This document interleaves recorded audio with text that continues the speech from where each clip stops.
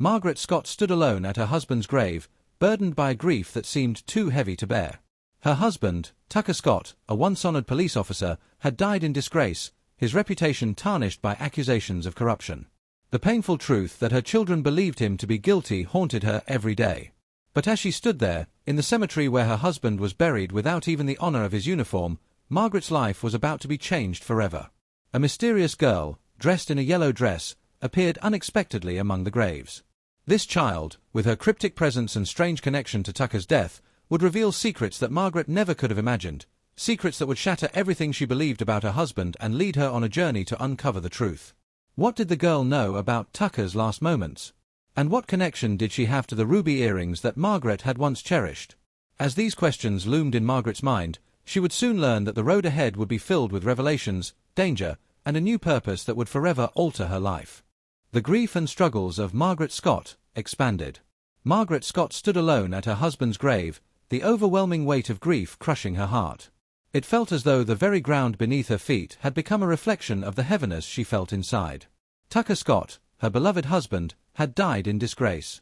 The man who had once dedicated his life to serving the community, wearing the badge of a police officer with pride, was now buried with no honor, stripped of the dignity he once carried. To make matters worse, his own police department had branded him as corrupt, accusing him of crimes he had not committed. Margaret knew better, of course. She had spent enough time with him, loved him deeply, to know that the man accused of terrible things could never have done them. But despite her firm belief in his innocence, there was little she could do to reverse the damage that had already been done. The rejection had come with a bitterness Margaret could never shake off. She had never expected a grand ceremony, but what happened to her husband after his death was a final blow that she couldn't fathom. Tucker had been denied even the honor of being buried in his uniform, a right that should have been automatic for a man who served his country and his community for so many years. That rejection stung deeper than any insult. It made the pain of losing him seem even more acute. Her heart ached with a fierce, unrelenting sadness, and yet, even in the midst of this sorrow, there was a simmering anger. She was furious at the injustice of it all, at the fact that her children would now grow up believing that their father was a criminal, that the man who had raised them and cared for them could be so easily discarded. As she stood at the gravesite, the sun beat down relentlessly, casting long shadows across the cemetery.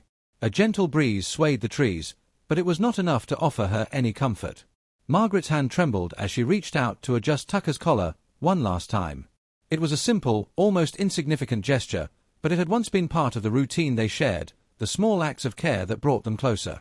But now, as her fingers brushed against his lifeless form, it felt hollow, as if all the warmth and love that had once existed between them had been drained away. The sensation made her feel as if the distance between them had become insurmountable. Where was the man who had once held her close, the man who had whispered sweet things in her ear, the man who had promised her that they would grow old together? The priest, clad in somber black and purple vestments, stepped forward, his eyes filled with sympathy and a quiet insistence. He whispered, "It's time, Mrs. Scott. We need to close the coffin now." The words, though gentle, felt like another weight pressing down on her chest. Margaret nodded, struggling to suppress the sobs that threatened to break free. She took one final, lingering look at Tucker's face, trying to commit every line and contour to memory. She knew this would be the last time she saw him, the last time she would have the chance to memorize the features of the man she had loved for so many years. It was then that the anger crept in, bitterness mingling with grief.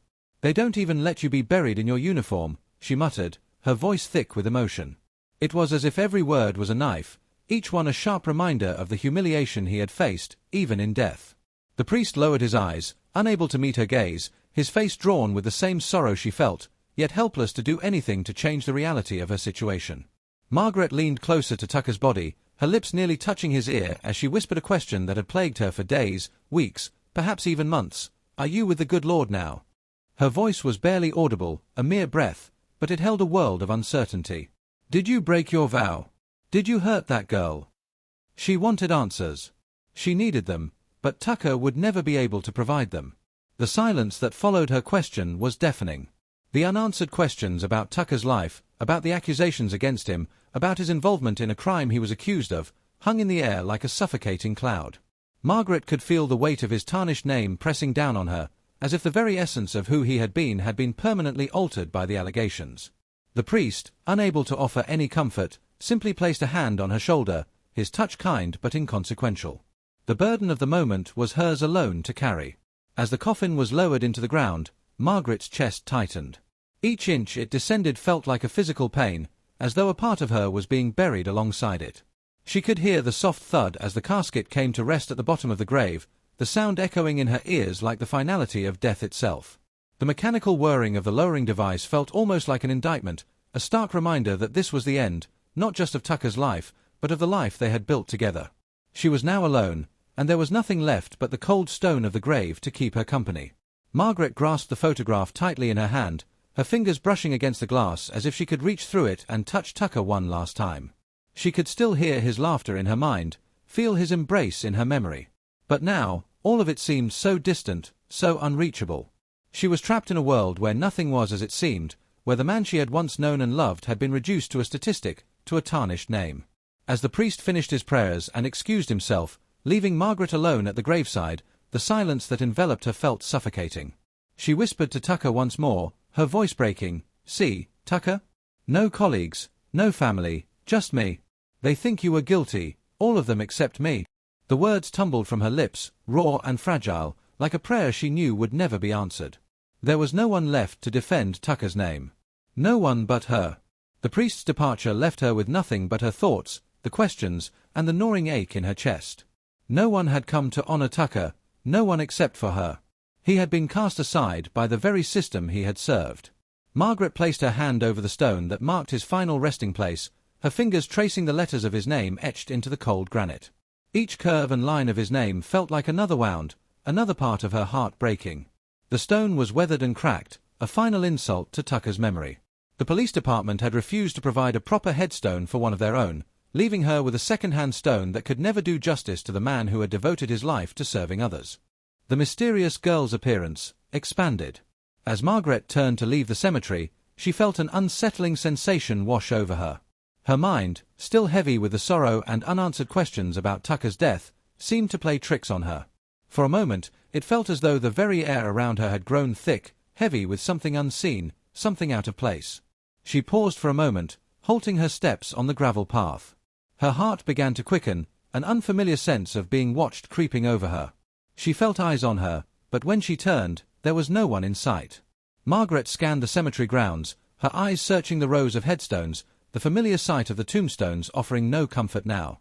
The wind rustled the leaves of the trees, and the soft chirping of birds filled the air, but there was something else, an eerie stillness that seemed to settle over the place. The cemetery, which had always been a place of quiet reflection, now felt almost oppressive, as if it were holding its breath in anticipation. Margaret's stomach tightened as she instinctively glanced over her shoulder, her pulse quickening. She couldn't shake the feeling that someone, or something, was there, just beyond her sight. She told herself it was nothing more than the weight of grief playing tricks on her mind. Perhaps it was just the heat of the day, or the lingering sadness that had clouded her thoughts. After all, it was understandable that she might be overwhelmed by the events of the day, especially the way the funeral had unfolded. The unspoken rejection of Tucker's life's work had left her raw, exposed, and vulnerable. But no matter how hard she tried to rationalize the sensation, Margaret couldn't ignore the feeling that something was wrong, something was out of place. Her eyes continued to search the cemetery, her gaze sweeping over the rows of gravestones and the empty paths between them. The sun was starting to dip lower in the sky, casting long, stark shadows across the grounds. It should have been a peaceful, serene sight, but to Margaret, it felt like the calm before a storm. As she slowly began walking toward her car, she tried to brush off the unease gnawing at her, telling herself that the cemetery caretaker, OED, was probably still making his rounds. But the sensation of being watched only grew stronger. And then, out of nowhere, she saw it, a small figure standing between the gravestones, just out of sight at first. Margaret froze in her tracks, her heart pounding in her chest.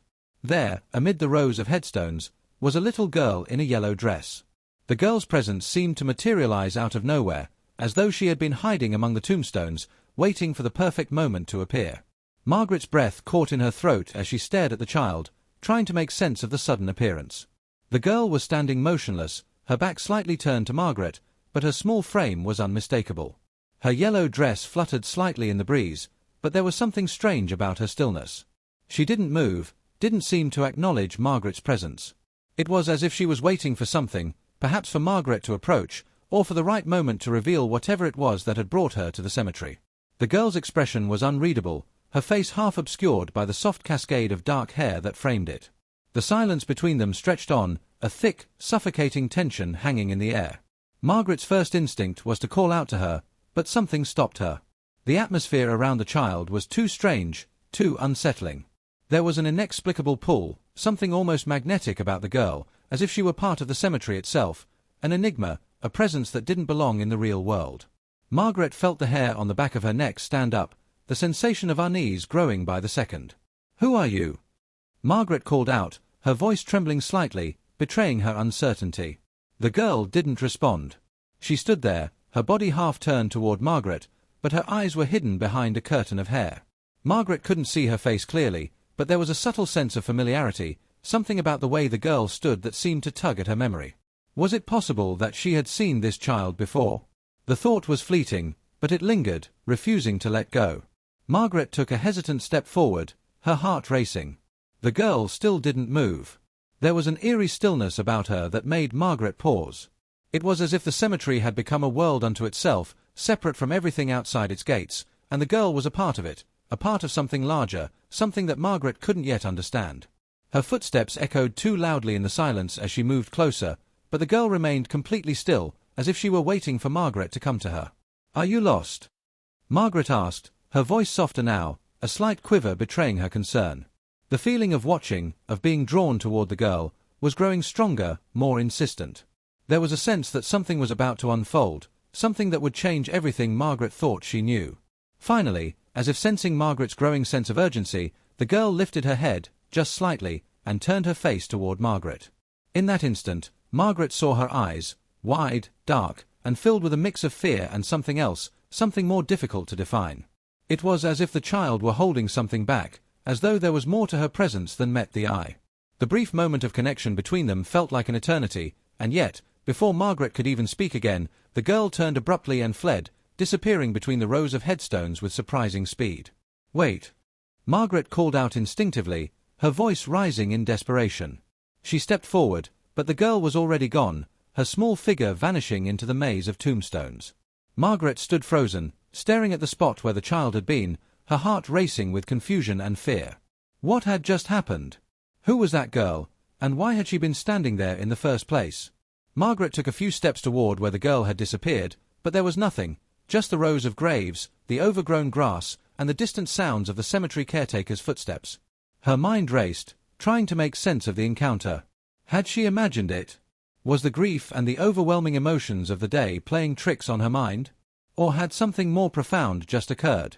But no matter how hard she tried, Margaret couldn't shake the feeling that the girl had been real, and that her sudden appearance meant something. It was too strange to ignore, too unnerving to dismiss. Margaret was left standing in the cemetery, staring at the place where the girl had vanished, as a new mystery began to unfold before her eyes. The earring and the cryptic message expanded. The unsettling feeling lingered as Margaret left the cemetery, the mysterious girl in the yellow dress still haunting her thoughts. Her mind raced with questions, each one leading to another, but no answers seemed forthcoming. As she made her way to her car, a quiet sense of dread seemed to press in on her. The cemetery was now behind her, but the echoes of what had just transpired refused to fade. Margaret reached her car, her movements mechanical, the weight of the day's events pressing down on her. Her hand trembled slightly as she approached the vehicle, but when her eyes fell on the windshield, she froze. There, tucked neatly under the wiper, was an envelope. It was unusual, almost out of place against the backdrop of the quiet parking lot. Margaret's heart skipped a beat as she approached it, her mind racing. She hadn't noticed anyone around her when she'd walked to the car. Who could have left this here? The thought sent a shiver down her spine, and yet she couldn't bring herself to ignore the strange feeling that accompanied it. Her fingers trembled as she retrieved the envelope, the paper creased and folded in a way that seemed almost deliberate. It wasn't just a simple envelope, it had been intricately folded, almost like an origami shape, its corners sharp and precise. Margaret's breath caught in her throat. It was as though whoever had left it had wanted her to notice, wanted her to investigate. But why? What could this strange gesture mean? With a sense of trepidation, Margaret carefully unfolded the envelope, her hands shaking with a mixture of curiosity and fear. As she did, a small object tumbled out, landing softly in her lap. Margaret's breath hitched when she saw what it was, a ruby earring. Her heart seemed to stop for a moment as she stared at it, recognizing it immediately. This was Tucker's first anniversary gift to her, a piece of jewelry she had treasured for years. It had been a symbol of their love, a reminder of the many milestones they had shared together. But Margaret hadn't seen it in months. She had misplaced it long ago. How could it be here, now? Her fingers hovered over the earring as she picked it up, the weight of it familiar and comforting in her hand. The gleaming ruby had a slightly dulled shine, the years of wear evident in its surface. She closed her eyes for a moment, trying to steady her breathing. This was Tucker's earring, but why was it in her lap now? Who had left it for her, and why? The questions swirled in her mind, each one more urgent than the last. Had someone been watching her? Was this connected to the mysterious girl in the yellow dress? And if so, how? Margaret's thoughts raced, her heart pounding in her chest. She then noticed the note inside the envelope, a message scrawled in uneven, broken grammar. Grief with you. It was a simple phrase, but its meaning was cryptic, as though the sender was trying to convey something deeper, something more significant. The strange handwriting seemed almost childlike in its shakiness, as if the person who had written it was unsure of themselves or struggling to communicate. The words felt familiar yet distant, as if they had been plucked from a memory she couldn't quite place. Margaret read the message again, her mind trying to parse its meaning. Was this a message from beyond the grave? Was Tucker trying to communicate with her? Or was this some kind of twisted game, someone's cruel idea of tormenting her in her time of grief? The uncertainty gnawed at her, leaving her with more questions than answers. Why would someone leave the earring for her? And why the cryptic message? What did grief with you really mean? The earring, a cherished symbol of her love for Tucker, now felt heavy in her hand. It was as if it had taken on a new meaning, a new weight. It was no longer just a reminder of their love, it was a key to something, to a mystery that Margaret couldn't ignore. The message, though simple, felt like a puzzle she had to solve. But who had left it for her? The girl in the cemetery? Someone else entirely? Margaret's mind raced, but she couldn't find a single answer that made sense. She looked around the parking lot, half expecting to see someone lurking in the shadows, watching her every move. But there was nothing, just the empty lot, the heat shimmering off the asphalt, and the distant hum of traffic in the background. No one was there. No one had seen her find the earring. Yet, it felt as though someone, or something, was still very much present, waiting for her to understand. Margaret carefully placed the earring back into the envelope, her fingers brushing over its smooth surface one last time before she tucked it safely into her purse. The familiar weight of the jewelry in her bag offered some comfort, but it also reminded her that she was now involved in something larger than herself, something beyond her understanding. There was more to this story, more to the mystery surrounding Tucker's death and the girl in the yellow dress. And Margaret was determined to uncover it, no matter where the journey might lead. As she climbed into her car and started the engine, Margaret's thoughts lingered on the earring and the message. Was this a sign? A clue to something that had been hidden for far too long? Or was it a warning, a dark omen that only served to deepen the mystery of Tucker's final days? The road ahead was uncertain, but one thing was clear, she couldn't ignore the feeling that this was only the beginning.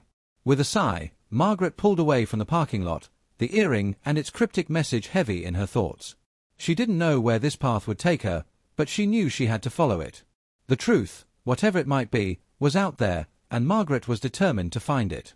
There were too many unanswered questions, too many pieces of the puzzle still scattered, and she was the only one who could put them together. The encounter with the girl's mother expanded.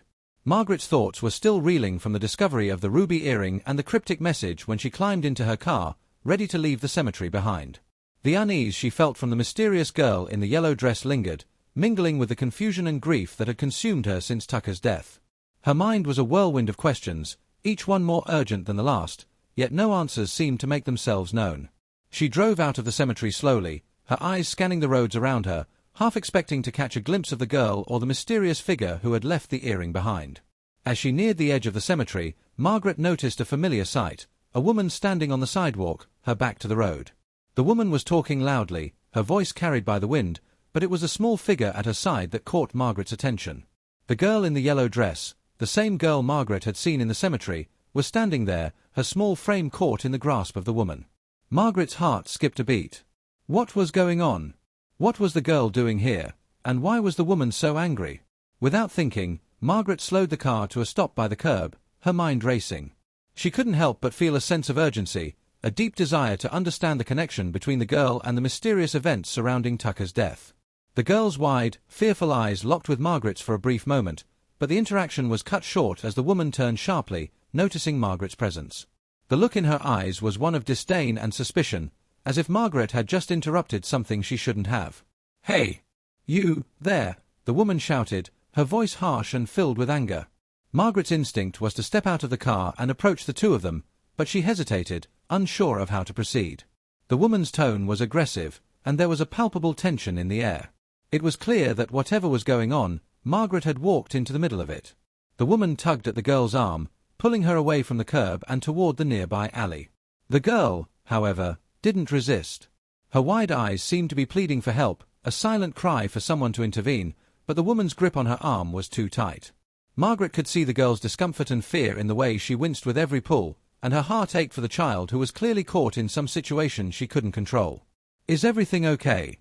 Margaret asked cautiously, her voice calm but firm. She wanted to know what was happening, but at the same time, she couldn't afford to escalate things.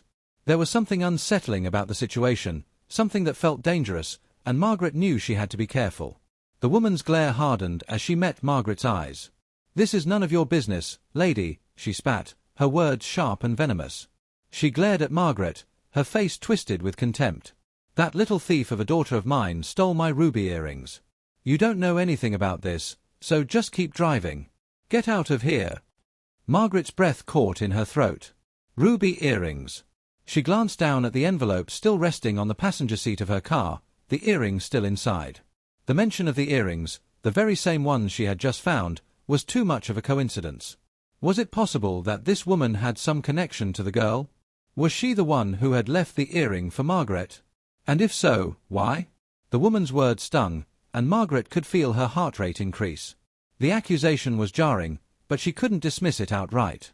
What if the girl was somehow involved? What if this woman had been the one to place the earring on her car, trying to send a message? The thought seemed plausible, but there were so many unanswered questions. "I'm sure there's been some misunderstanding," Margaret said carefully, trying to diffuse the situation. She didn't want to make things worse, but at the same time, she had to know the truth. "I think it would be better if we talk this out somewhere cooler. It's incredibly hot out here, and—" "Mind your own business," the woman interrupted, her voice rising with fury. "You people think you can just come in and play the hero? Get away from us, white lady. We don't need your help." The woman's anger was palpable, and Margaret could feel the tension in the air. The girl's terrified eyes met Margaret's again, pleading for someone to do something, but Margaret was unsure of how to proceed. Margaret's instinct was to help, to reach out to the girl, to try and make sense of what was happening, but the hostility from the woman was overwhelming. It was clear that the situation was complex, and Margaret had to think carefully about her next move. She wanted to take the girl's side, but doing so might make the woman even more enraged. Yet, Margaret couldn't ignore the silent cry for help that the girl had cast her way. She couldn't leave her to suffer in silence. "I just want to help," Margaret said, her voice quieter now, her empathy for the girl clear. "It's very hot out here. Let me at least drive you both somewhere to cool down. We don't need to be out here in the heat. If you want, I could take you home." For a long moment, the woman said nothing, her eyes fixed on Margaret with a look of disgust. Margaret thought the woman might refuse her offer outright, but then, with a huff of irritation, she gave a curt nod. "Fine," the woman muttered, her grip on the girl loosening slightly. "I can make use of a little air conditioning. It's just across town. You can drive us to Broad Street. But don't think for a second that this changes anything. You can't save that little thief." Margaret's heart twisted at the harsh words, but she held her tongue. Instead of arguing, she opened the car door and gestured for the woman and the girl to get in. The girl hesitated for a moment, as if unsure, but after a brief glance at the woman, she slowly slid into the back seat. Margaret started the car, the air conditioning offering a momentary relief from the oppressive heat, but the tension in the car remained thick. The short drive to Broad Street was filled with silence, except for the occasional muttered words from the woman. The girl sat quietly, huddled against the door, her small body tense and withdrawn. Margaret kept her eyes on the road, her mind still processing everything that had happened. The girl's connection to the ruby earrings, her strange appearance at the cemetery, the cryptic message, everything seemed to be pulling Margaret deeper into a mystery that she couldn't ignore. But who was this woman? And why was she so hostile? What was her role in all of this? Finally, they arrived at a dilapidated house on Broad Street, its paint peeling and windows boarded up. Without saying a word, the woman yanked the girl out of the car, dragging her toward the porch. Margaret watched them go, her mind racing with the realization that she had just taken a small but significant step into a larger mystery. The woman disappeared into the shadows of the house, leaving Margaret alone in the car. As Margaret sat there, trying to make sense of the situation, something caught her eye. There, on the back seat where the girl had been sitting, was another folded origami envelope. Her hands shook slightly as she reached for it, her thoughts a whirlwind of confusion. The envelope was identical to the one she had found earlier, the one that had contained the ruby earring. With trembling hands, Margaret carefully unfolded it, only to find that this time it was empty. The absence of any message sent a chill down her spine. What was the significance of the emptiness? Was it a message in itself? A warning? Margaret didn't have the answers, but she knew that this encounter, this strange interaction, was only deepening the mystery that surrounded her. She was caught between two worlds, the grief of losing her husband and the mystery of his death, and she couldn't walk away now. Not when there were still so many questions left unanswered. The revelation from Danny. Margaret's mind was still whirling from the strange encounter with the woman and the girl, and the empty origami envelope now lying on the passenger seat of her car. As she made her way back through the quiet streets, her thoughts kept circling back to the unanswered questions that were beginning to pile up, one after the other. Tucker's death, the accusations of corruption, the mysterious girl, the earring, and the cryptic note, everything felt like a tangled web that was slowly beginning to unravel. But no matter how hard Margaret tried to piece the puzzle together, there was always one missing link, one elusive piece of the story that she couldn't grasp. It was then, as Margaret neared the cemetery again, that she saw a familiar figure. Danny, Tucker's former police partner. The man who had stood by Tucker through thick and thin, the one person who truly understood the weight of his life and death. Margaret felt her chest tighten as she saw him standing there near the gates of Holy Silas Cemetery, his posture rigid, his eyes filled with the same sorrow that she carried within herself. Danny had never been one to show weakness, but today, there was something in his demeanor that spoke of the shared grief between them. It was the weight of loss, the burden of knowing that Tucker's name had been tarnished, that he had died under circumstances no one truly understood. Danny turned as he heard Margaret's footsteps, and his face softened when he saw her. He nodded slightly, his expression filled with both sorrow and respect. He had always been a quiet presence in her life, never one to speak too much but always ready to listen when needed. Margaret approached him, her heart a mixture of hope and hesitation. She had not expected to see him today, but now that he was here, she felt a strange sense of relief. Perhaps Danny held the key to some of the questions that had been plaguing her for so long. Danny, Margaret said softly, her voice catching slightly as she spoke his name. She had so many questions, but she didn't know where to start. She had spent the last few days struggling with the rumors, the accusations, the uncertainty, but something about Danny's presence made her believe there was more to Tucker's death than anyone had let on. Danny gave her a small, sad smile and nodded again. "Margaret," he said, his voice thick with emotion. "I can't believe he's gone." There was a long pause as Danny glanced down at Tucker's grave, his expression heavy with regret and sorrow. "Remember how he always said he'd outlive us all?" Danny continued, his tone nostalgic despite the grief that clouded his words. Margaret managed a faint smile, the memory of Tucker's stubborn, unshakable spirit bringing a moment of warmth to the otherwise somber occasion. "Because he was too stubborn to die," she replied, her voice filled with affection for the man she had loved for so many years. Danny nodded, the faintest flicker of a smile crossing his lips. The shared memory of Tucker, of the life they had all once led, was the only thing that seemed to offer them any comfort now. But as much as they both wanted to hold on to the good memories, the truth about Tucker's death was far from resolved, and both of them knew it. Danny shifted uncomfortably on his feet, his hands clenching and unclenching by his sides, a nervous habit Margaret had noticed in him years ago, one that usually signaled he was about to share something difficult. "I came to pay my respects, Margaret," he said, his voice low. "For old time's sake. But there's something I need to tell you." His voice dropped even further, as if afraid that someone might overhear. Margaret's heart quickened with anticipation. She had spent so long searching for answers, and now Danny seemed to be offering her something, some piece of the puzzle she had been so desperately trying to solve. Margaret took a step closer to him, her breath catching in her throat. "What is it, Danny?" she asked, her voice barely above a whisper. She could feel her heart race as she waited for him to continue, the weight of his words hovering in the air. Danny hesitated, then let out a long sigh. "I wasn't with him that night, Margaret. No one was. He went in alone." He paused, his eyes darting around as if to make sure no one else was listening, then lowered his voice even more. There was no record of an official dispatch, no backup request. It's like he just vanished into thin air. His words hit Margaret like a physical blow. She felt the ground beneath her seem to shift, her heart sinking as the implications of what Danny was saying began to take root. Margaret's mind raced. If Tucker had gone in alone, that meant everything the police department had told her, the official narrative about Tucker's so-called involvement in the crime, was wrong. But why would they lie? Why would they allow Tucker to take the fall for something he hadn't done? Margaret's chest tightened as she tried to process the information, but Danny wasn't finished. When they found him, Margaret, Danny continued, his voice growing even more strained, he was dead. Lying in a pool of his own blood, with a gun in his hand, pointed at the body of the drug lord he took down. There were multiple gunshots, shell casings everywhere. It was chaos. The words spilled out of Danny's mouth in a rush, and Margaret felt her stomach churn. She had always known that the official story didn't add up, but this was something else entirely. Margaret struggled to keep her composure, but she could feel her knees weakening under the weight of the revelation. Danny noticed her struggle and quickly moved to steady her, his hand gripping her arm with surprising gentleness. "I'm sorry," he murmured. "I shouldn't have dumped all this on you like that." But Margaret wasn't listening. The truth was sinking in, and with it, a storm of emotions that she hadn't been ready to confront. Tucker had died protecting someone, and the entire story had been covered up. "No," Margaret replied, her voice barely audible. "I need to know, Danny. Please, tell me everything." She had been asking questions for so long, but now, as the truth began to unfold, it felt like the pieces of the puzzle were finally starting to fall into place.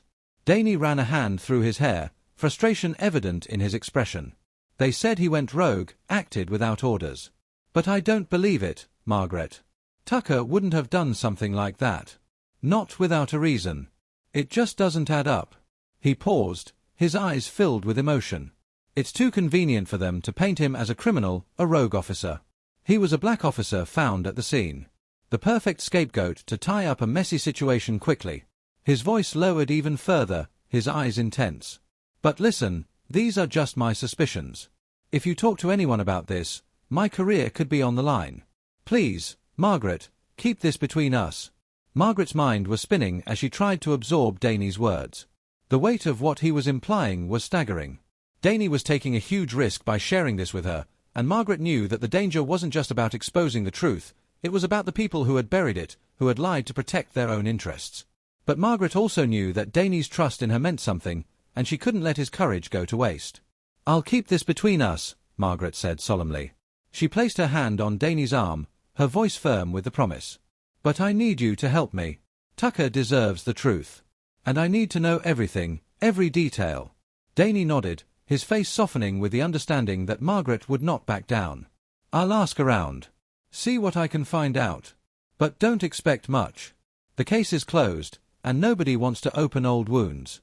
But if anyone can get to the bottom of this, it's you. And if you come across any new leads, no matter how small, let me know. We're in this together. For Tucker's sake." Margaret's heart swelled with gratitude, a mixture of sadness and resolve. "Thank you, Danny," she whispered, her voice thick with emotion. The sincerity in her words was met with a sad smile from him. "We'll get to the bottom of this," Danny said, his voice firm. "I swear we will." The truth about Tucker's death. The sun had barely risen, casting a soft golden hue over Holy Silas Cemetery as Margaret returned to the place where her heart had been shattered just days before. With each step she took towards Tucker's grave, a sense of calm began to settle over her, though it was tinged with sadness. She had come to the cemetery for answers, and though the road to the truth had been fraught with twists and turns, she was finally beginning to piece everything together. The mysterious girl in the yellow dress, the cryptic messages, the ruby earrings, all had led her to one undeniable conclusion. Tucker had not been the man the world had painted him to be. As she knelt beside Tucker's grave, the cool morning air brushing against her skin, Margaret's mind wandered back to the conversation she'd had with Danny. His revelation about Tucker's final moments, about his heroism in protecting the girl, Zara, as she had now revealed her real name, changed everything. Tucker had died not because he had gone rogue, but because he had been trying to save an innocent life. The story that had been spun about his involvement in a drug operation, about his alleged criminal behavior, was a lie, a story designed to cover up the truth and to make him a convenient scapegoat. But now, the truth was finally coming to light. Margaret's heart ached as she thought about the events that had led to that fateful night. Tucker had been called to a domestic dispute involving drugs, and when he arrived, he had found a little girl, Zara, caught in the crossfire of her parents' chaotic world. Tucker had tried to intervene, to protect the child, and in doing so, he had paid the ultimate price. In the confusion of the scene, his death had been twisted, and the police had branded him as a rogue officer, a criminal who had acted without orders. But Danny's account, the girl's testimony, and the truth about Tucker's final actions all pointed to one thing. Tucker had been a hero, and no one had known it until now. As Margaret sat there, the weight of the truth pressing down on her, she felt a sense of both sorrow and relief. The sorrow came from the fact that her husband, the man she had loved and trusted, had been falsely accused, his name dragged through the mud. But the relief, too, was palpable. The truth was out, and though it had taken far too long, she now knew that Tucker had died doing what he believed was right, protecting an innocent child from a life she didn't deserve. She looked down at the photograph of Tucker that she had brought with her, the one she had always kept close. Her fingers traced the familiar edges of the frame, the memory of a man who had once held her close, who had been the center of her world. Tucker had been the man she had loved, and he had been the man who had given everything to protect others, even when no one was looking. Margaret had always known he was a good man, and now, more than ever, she was determined to make sure the world knew the truth. "I always knew you were a hero, Tucker," Margaret whispered, her voice thick with emotion. "And I promise, I will make sure everyone knows it. I will clear your name, and I will give you the justice you deserve." A soft rustle behind her broke the silence, and Margaret turned to find Zara standing just a few feet away, her small figure outlined by the soft morning light. The girl was no longer hiding in the shadows of the cemetery. Her eyes were wide, but they no longer held the same fear that had been present when Margaret had first seen her. She stepped forward, her small hand clutching the edge of her dress, as if uncertain of how to approach. Margaret stood, her heart swelling with a fierce protectiveness for this child who had been so bravely saved by Tucker. She reached out, and Zara stepped into her arms, the two of them standing together in a quiet moment of understanding. "You're safe now, Zara," Margaret said softly, her voice full of warmth and reassurance. "You don't have to be afraid anymore. Tucker saved you, and now I'm going to make sure you have the life you deserve." Zara's eyes filled with tears as she looked up at Margaret, her voice small but filled with hope. Thank you for believing in him. Thank you for believing in me." Margaret kissed the top of Zara's head, her heart overflowing with a love she had never expected to feel for this child who had been caught in the crossfire of a tragic set of circumstances. She looked down at the ruby earring in her hand, the other now safely in Zara's pocket, and felt a sense of completion. The mystery was no longer a question. The story of Tucker's death was finally told in full, and Margaret was no longer alone in her grief. She had found purpose in her pursuit of justice, and in helping Zara, she had found the strength to carry on. The sound of footsteps approached, and Margaret looked up to see Danny walking toward her, his face drawn with the same sorrow that had colored their conversation earlier. But now, there was a sense of resolve in his eyes. The truth had come to light, and they would face the future together, armed with the knowledge that Tucker's name would be cleared. Margaret nodded at Danny, her eyes filled with gratitude. "We'll make sure the truth is known," she said, her voice firm. "Tucker deserves that, and Zara deserves a chance at a life free from fear." Danny's gaze softened as he looked at the girl, his expression full of respect. "I'll help however I can. We'll make sure the truth comes out, and we'll make sure Tucker's memory is honored." Together, they stood in silence, each of them lost in their thoughts but united in their purpose. The battle for justice was far from over, but Margaret knew that with Danny by her side and Zara in her care, they would see it through. As the sun rose higher, casting its light over the cemetery and the graves of those who had come before, Margaret placed the ruby earring on Tucker's grave as a final gesture of love and respect. She whispered one last goodbye, knowing in her heart that she had finally found peace. "I'll come back, Tucker," she said, her voice full of both sorrow and hope. "I'll make sure your name is clear. And I'll make sure Zara has the life you fought for." With Zara by her side and Danny's promise of support, Margaret walked away from the cemetery with a renewed sense of purpose. The truth had been uncovered, and now it was time to rebuild the future.